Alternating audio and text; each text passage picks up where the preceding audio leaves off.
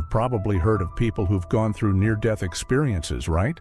The famous NDEs, but imagine someone who lived through it in two different ways at the same time.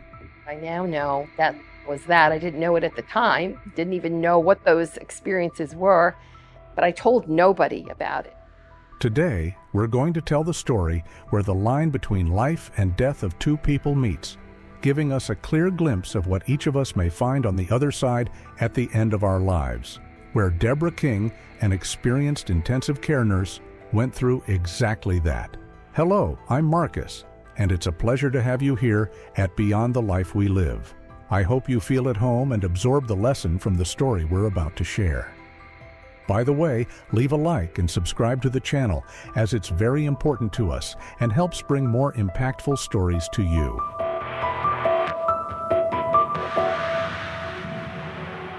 It all started with a challenge, a critical patient whose heart suddenly stopped. The medical team worked tirelessly, but the situation seemed more hopeless by the minute. The chief resident, discouraged, suggested ending the efforts and calling the time of death. I believe we've done all we can. Please note the time for the obituary. That's when something special happened.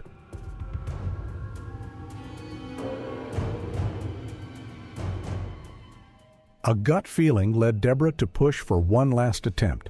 She felt they had to keep going, that their efforts would pay off. Despite initial resistance, she convinced the team to go through another round of resuscitation procedures. To everyone's surprise, the resuscitation worked. The team celebrated, but the joy was mixed with concern. The patient wasn't waking up.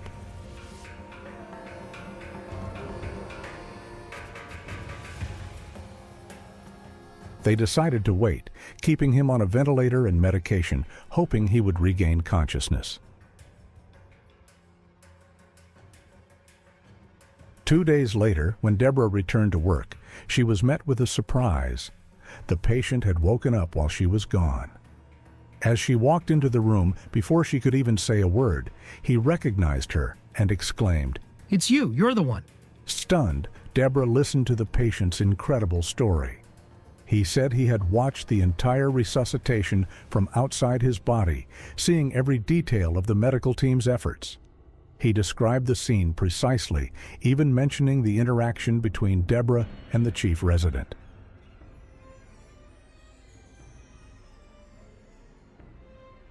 The experience deeply impacted her, making her question the nature of life, death, and the connection between the body here on earth and the soul. The patient, recovering after a cardiac arrest, shared complex details about his own resuscitation, things only someone present during the emergency procedures could know.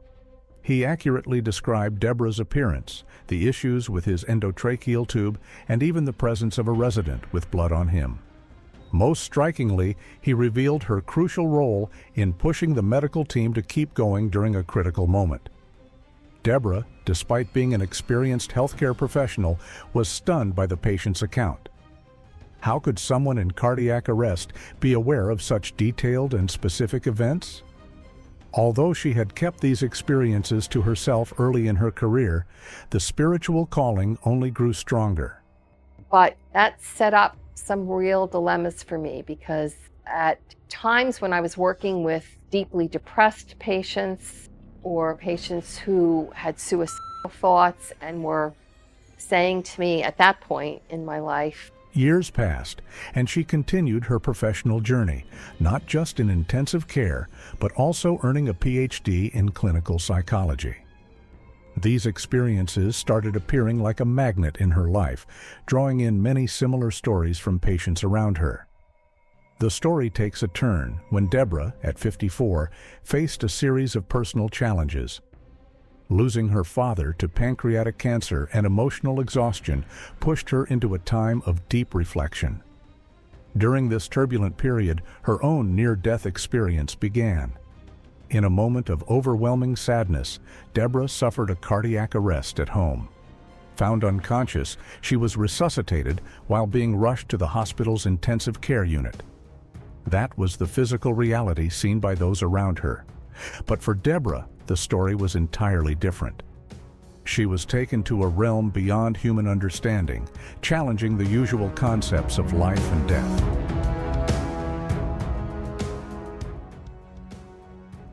She remembers waking up in what she described as a black void. She couldn't tell when it began. She just realized she was out of her body. Strangely, she didn't feel afraid. It felt like she was wrapped in a soft, comforting darkness, and even though she knew she wouldn't be there long, she felt peaceful. During a moment of self-reflection, Deborah realized she wasn't just out of her body. She was pure awareness. Then she sensed a kind of body of light around her, though not very clearly at first, and her consciousness was quickly pulled from the dark void toward what she described as an incredibly beautiful night sky, full of bright lights and dazzling stars. This night sky was unlike anything she had ever seen, with vivid colors, intense beams of light, and a complex web of light that looked almost like a glowing spider web. As a science enthusiast, she tried to identify familiar constellations, but surprisingly, they were all different.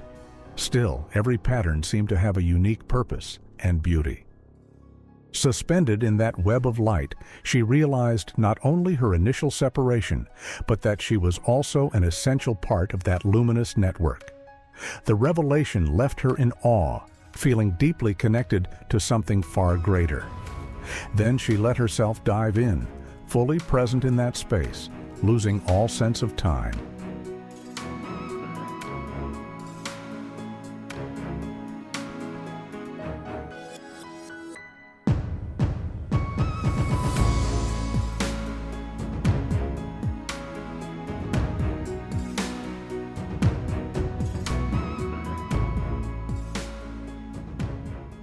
At this point, Deborah noticed that her 5 normal senses didn't apply there. She didn't see the lights with her eyes. She felt their intensity.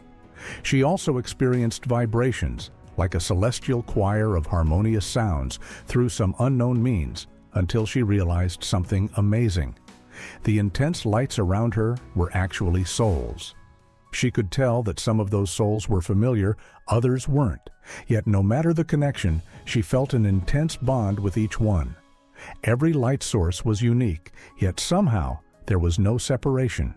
It was as if they were all linked in some way.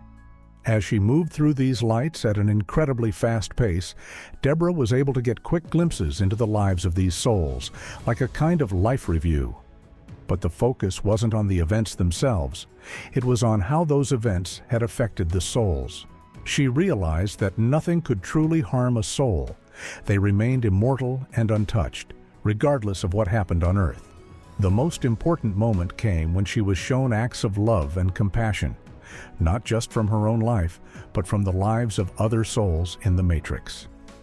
These moments made the lights shine brighter, showing that this was the true purpose of existence, and that these were the only things that could truly impact the soul. The intensity of love Deborah felt in that place went far beyond anything she had ever experienced on Earth. She compared it, vaguely, to the feeling of holding her newborn child. But even that, she admitted, didn't come close to the magnitude of love in that realm. In the middle of that bliss, Deborah felt that this was her true home and quickly decided she didn't want to go back. But the awareness that she needed to return to Earth started rising. That's when 2 beings of light approached her, revealing themselves as familiar souls. One of them spoke to her telepathically, identifying himself as her ICU patient, the one who had earlier shared his own out-of-body experience. That soul was happy to see her again and shared an important message. There are no accidents in life, and this experience had a meaningful purpose. He encouraged her to share what she had been through because it could help others find their own life purpose. Although Deborah was moved by the message, the thought of returning to Earth made her deeply sad. She hesitated, but the soul reminded her that she had already agreed to take on this mission before arriving there. Confused and resistant, Deborah had to face the reality that her spiritual journey was far from over. This experience not only changed her, it gave her a mission to carry out once she returned to life. Back in her body in the ICU, she instantly recognized her critical condition and the medical procedures in progress. Seeing her own body, she noticed the machines connected to her, like the ventilator and heart monitors, and also saw that her eyes were gently closed with restraints on her wrists, probably to keep her from moving. Trying to understand what was happening, Deborah first felt a strange sense of relief, seeing that the medical staff didn't seem to expect a full recovery. She even thought maybe she wouldn't have to fully return to her body.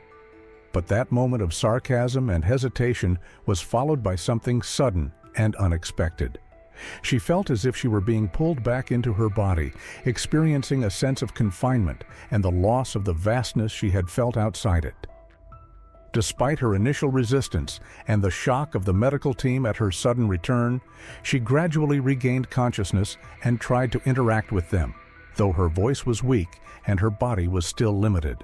This transition between two states of existence left a lasting impression on her understanding of what life after death really is.